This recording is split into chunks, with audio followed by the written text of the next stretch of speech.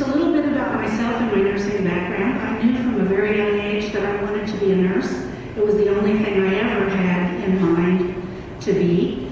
And probably came partly from the fact that my father had a chronic illness and died very young. He was 38 when he died.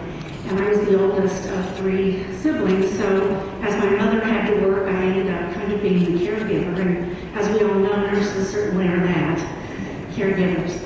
So at the time, Washburn did not have a school of nursing, so I opted to go to school at Stormont Vale. I was actually born there, so I always say that I was born and my mother didn't pay her bill and they just kept me.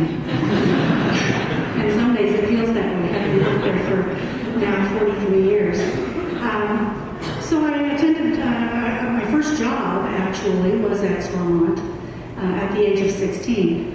Obviously, my mother, being a single mother and raising 3 children, didn't have a lot of money, and so I knew that if I was going to get my education, I was going to have to pay for that and figure out a way to do that. And so started working at the age of 16 at Stormont.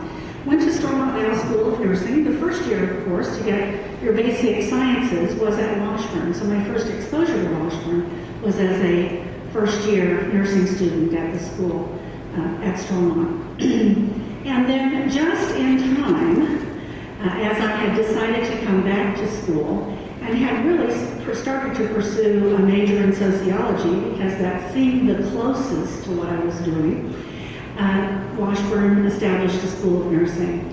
I always say just in time because I didn't lose any credits, Dr. Farley. Every one of them applied. So I felt very fortunate for that.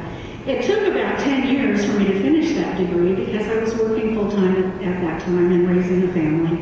And what I wanted to say that I appreciate so very much about Washburn, and you heard already, non-traditional student. I certainly was that, a non-traditional student. But Washburn made it quite easy for non-traditional students who had families to raise and jobs to work and still accomplish their career goals by having classes in the evening, and this is way before online classes were even ever heard of. So Washburn really thought ahead about what those students needed in order to accomplish their career goals. And I feel so very, very fortunate to, even though it took 10 years, but Ron, you're right, $16 a credit hour or something like that was very helpful. In addition, working, of course, at Stormont, we have a very liberal, I think, tuition reimbursement program. So not only did Washburn help me achieve those goals by having courses at times that were I was able to take,